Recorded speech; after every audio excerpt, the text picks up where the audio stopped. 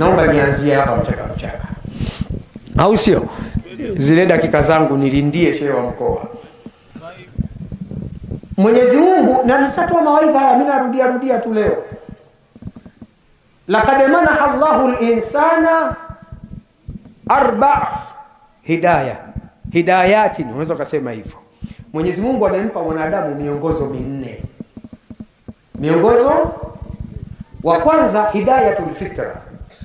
Mwenyezi Mungu amemuongoza mwanadamu na wanyama wengine muongozo wa kimaumbile. Haya maumbile yako Mwenyezi Mungu kayaongoza automatic.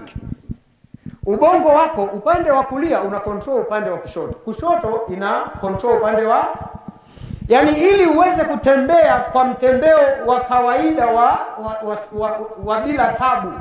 Hutaki wewe. Ukitaka wewe utembei. Sijui unanielewa?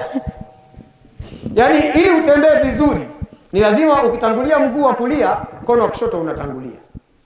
Ukitangulia mguu wa kushoto, mkono wa kulia ndio unafanyaje? Chagua wewe sasa. Utembee kwa mguu wa kulia, kwa mkono wa kulia, mguu wa kushoto kwa mkono wa kushoto, kama sio mazingaomba. Aanze mmoja kufanya mfano pale. Lakini kwa sababu ni jambo ambalo Mwenyezi Mungu ashaongoza mwenyewe, unajitembelea zako wala huhisi. Ila ukisema uchague kutembea, huwezi.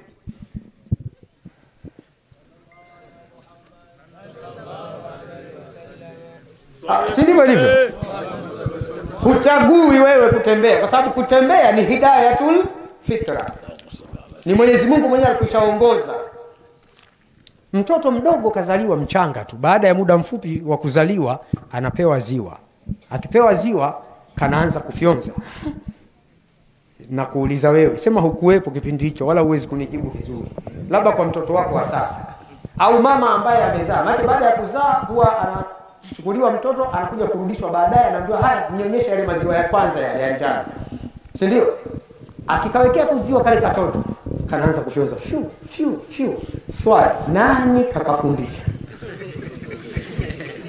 Kwa baada tu ya kupokea ziwa hapo nyonya. Hidayatul fitra. Sisi tunaelewana? Hidayatul